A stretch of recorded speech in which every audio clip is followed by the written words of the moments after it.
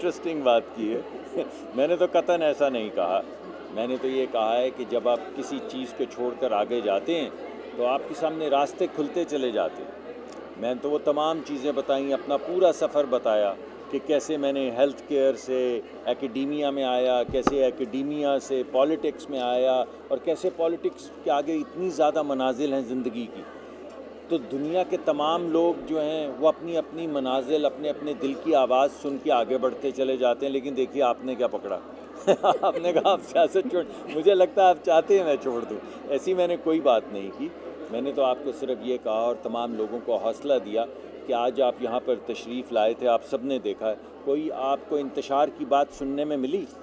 किसी बच्चे बच्ची से आपने ये सुना कोई गाली गलोच, कोई ओए तोए? ये है पाकिस्तान। ये हैं वो बच्चे बच्चियाँ जिनने बाहर निकलना है और कल नौकरियाँ ढूंढनी है और अपनी ज़िंदगियाँ बनानी है।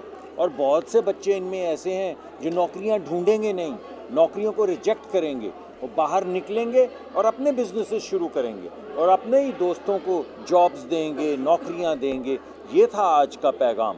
कल परसों भी मैं कह रहा था कि एक हमारी कंपनी है OGDC, उसका एक प्रोग्राम है जिसके नतीजे में को 10, 12, 17 मिलियन डॉलर स्पेंड करने के बाद उन्होंने $250 मिलियन, $250 बिलियन का फ़ायदा मुल्क को दिया है।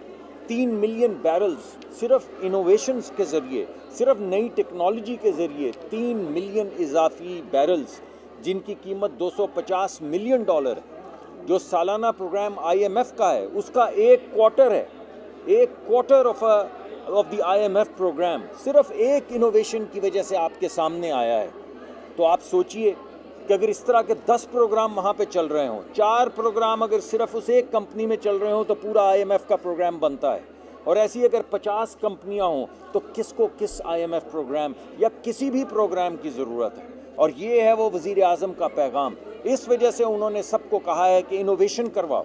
इस वजह से उन्होंने हमें भेजा है कि ये बच्चे बच्चियाँ जिनने बाहर निकल के नौकरियाँ ना सिर्फ तलाश करनी है बल्कि नौकरियाँ पैदा करनी हैं, उनके लिए यह पैगाम लेकर जाया जाए कि मुल्क स्टेबलाइज हो चुका है, मुल्क आगे बढ़ रहा है, मुल्क में ग्रोथ आ रही है। कल मैंने आपके सामने तमाम साइंसदान, तमाम जियोलॉजिस्ट बैठे हुए थे, उनकी मौजूदगी में मैंने आपको बताया कि 1 quarter of the IMF programme has come out of 1 little innovation in 1 company in Pakistan. तो पाकिस्तान को किसी प्रोग्राम की आने वाले वक्त में इंशाल्लाह ज़रूरत नहीं रहेगी। इसी तरह की इनोवेशंस होती रहें, इसी तरह मुल्क तरक्की करता रहे, इसी तरह यूनिवर्सिटीज़ के अंदर ये बच्चे बच्चियाँ ग्रेजुएट होते रहें, अपने ख्वाब लेकर बाहर निकलें और नाकामी से ना डरें।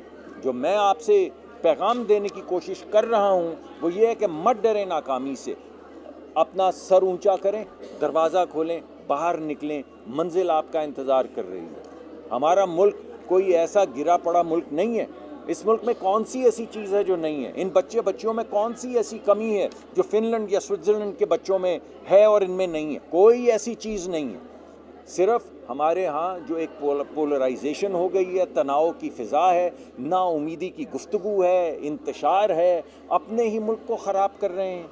कोई कहता है कि इदारे का सरबराह आ रहा है तो प्रोटेस्ट करो, कोई कहता है कि अमेरिका में अपने ही मुल्क के ख़िलाफ़ रेजोल्यूशंस पास करो। मैं आपसे पूछता हूँ, जो अमेरिका में रेजोल्यूशन ये मिलियंस ऑफ डॉलर्स हमारे एक सियासी जमात ख़र्च करके पास करती है, वो PMLN के ख़िलाफ़ है, वो हुकूमत पाकिस्तान के ख़िलाफ़ है। जो कैंपेन वहाँ पर चलती है, जो वहाँ पे इन्होंने न्यूक्लियर प्रोग्राम को तबाह करने वाले एक साहब हैं डेविड फेंटन, जो 1990 की दिहाई से पाकिस्तान के न्यूक्लियर प्रोग्राम के ख़िलाफ़ काम कर रहे हैं। 1990 की दिहाई से उनको 35 साल हो गए पाकिस्तान के न्यूक्लियर प्रोग्राम के ख़िलाफ़ कैंपेन करते। उनको मिलियंस ऑफ डॉलर्स दे के लॉबिस्ट रख लिया उसी सियासी जमात ने।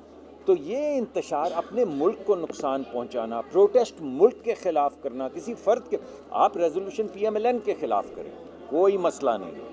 आप जाके एहतजाज PMLN के ख़िलाफ़ करें, कोई मसला नहीं है, आपका हक है। आप मुल्क के ख़िलाफ़ करें, रियासत के ख़िलाफ़ करें, रियासत के इदारों के ख़िलाफ़ करें, रियासत के इदारों के सरबराहान के ख़िलाफ़ करें, तो आप किसे ख़राब करते हैं? मुल्क को ख़राब करते हैं ना।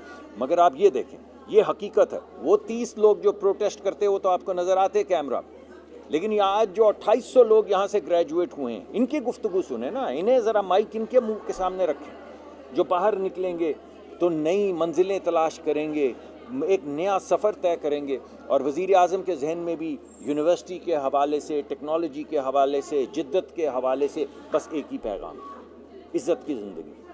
हर पाकिस्तानी इज़्ज़त के साथ, अना के साथ, अपनी सेल्फ़ रिस्पेक्ट के साथ बाहर निकले और उसको ये कॉन्फिडेंस हो कि मैं अपनी भी, अपने बच्चों की भी, अपने माँ बाप की भी और अपने मुल्क की भी तकदीर बदल दूँगा। और वो तकदीर बदलने के लिए जो भी प्रोग्राम हैं हम आपके सामने पेश कर रहे हैं। महंगाई की शरह 40% थी, अब 3 साढ़े 3 हो गई ना। जो खाने पीने की अशिया में महंगाई की शरह थी वो 38% थी, वो मनफी में चली गई। पहले सिर्फ गाँव में मनफी में गई, अब शहरों में भी मनफी में आ गई। यानी असल में कीमतें कम होना शुरू हो गई। तो ये हो गया ना। आज से 1 डेढ़ साल पहले अगर मैं ये कहता तो आप बात मानते? ये जो इंटरेस्ट